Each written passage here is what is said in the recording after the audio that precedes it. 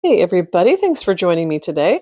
We are going to paint a simple bookmark and using my size 6 Princeton snap brush and coming in with the color that is madder red from my Paul Rubens set. And you can see I'm just making some kind of scribbly red marks on my paper here. And this isn't necessarily trying to be any specific flower. One might be able to argue that it maybe resembles a snapdragon when all is said and done, but this is definitely going to be if you're going to call it a snapdragon, it's going to be an abstract snapdragon.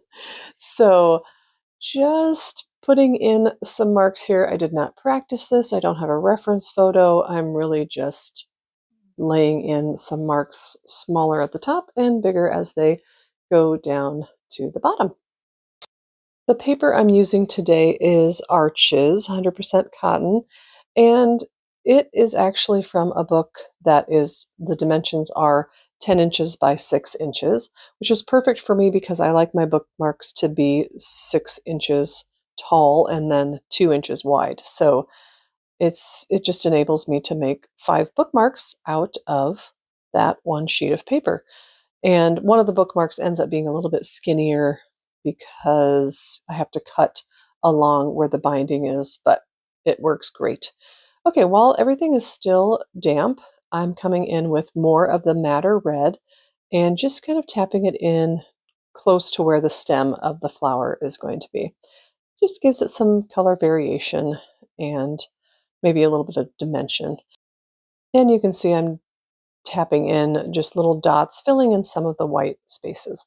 I've now switched over to my size 2 Princeton snap brush, and I've got some green on my brush. And you'll see where the stem of the green touched the red towards the top of the flower, it was bleeding in because I'm doing this while the red is still wet.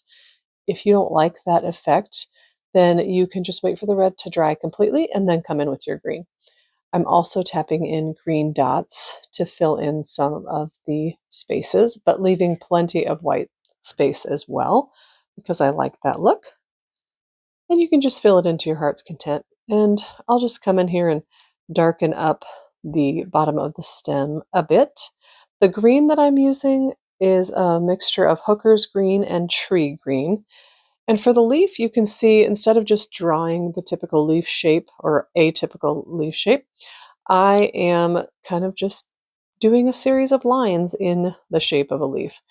And again, you can do this whatever way you'd like, but I kind of like a little bit of a sketched feeling to it. And yeah, that's how I'm doing that. And regarding my colors and my paper and all the things I'm using, I will link those in the description so you can check them out if you'd like to. Otherwise, use the supplies that you've got. And just again, coming in and filling in some blank spaces. And now, while that green is still damp, I am going to take that same mixture of greens, the hooker's green and the tree green, and I'm just dabbing that into the leaves. And I've got more of that mixture of greens on my brush and less water so that it is darker. And then just tweaking a bit, adding a couple more little stems and tweaking the leaves a bit. Coming in with my metallic paints now, I'm going to use this light silver or pearlescent paint. I'm eager to see how that turns out on here. Now I'm just going to freehand a border here. You can tape it off with washi tape. I don't mind a little bit of a wonky border. I'm going to skip over where the leaves are and just leave that space there. And you could use washi tape to tape off the border. You could use a straight edge like a ruler or something if you want a straighter border. But I actually really like how wobbly it ends up turning out. But if that is not something that is pleasing to your eye and that's going to bother you, then please give yourself a straight border. I happen to think the wobbly border is charming, but I think a straight border would look really nice as well. And I realize the silver metallic paint is quite difficult to see on screen, but I will move the paper around in a little bit so you can see it. And now I'm just adding silver splatter on my paper, which is also hard to see right now, but you'll hopefully be able to see it better in a little bit here. I am using a corner punch to round my corners, so you can see here, just a subtle little rounding of the corners. I think, again, this is total preference. There are sometimes bookmarks, I just like it better with rounded corners, and then other times I like to keep it as is. That's just one of the fun things about art. You get to create things exactly the way you want to create them. And there's no right or wrong, you know? All right, I'm just going to punch a hole in the bookmark so that I can add a tassel to it. I had to laugh at myself a little bit when I was editing this video because it took me a minute to figure out where to put the hole, and I got a little bit too close to the edge, but I think it'll be fine.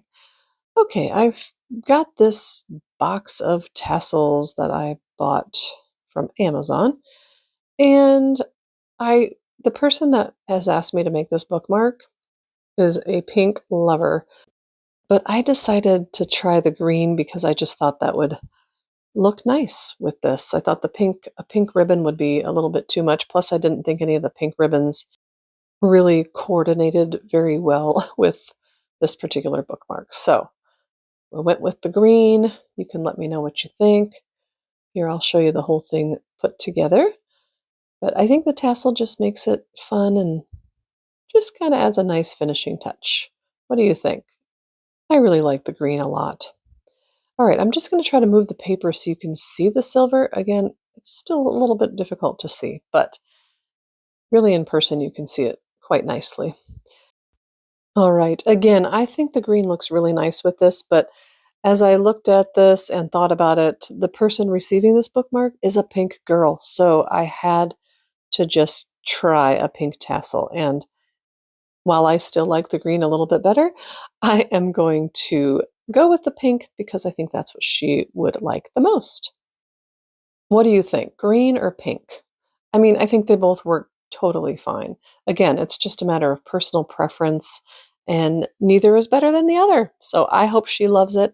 I hope you enjoyed this, and I'll see you next time.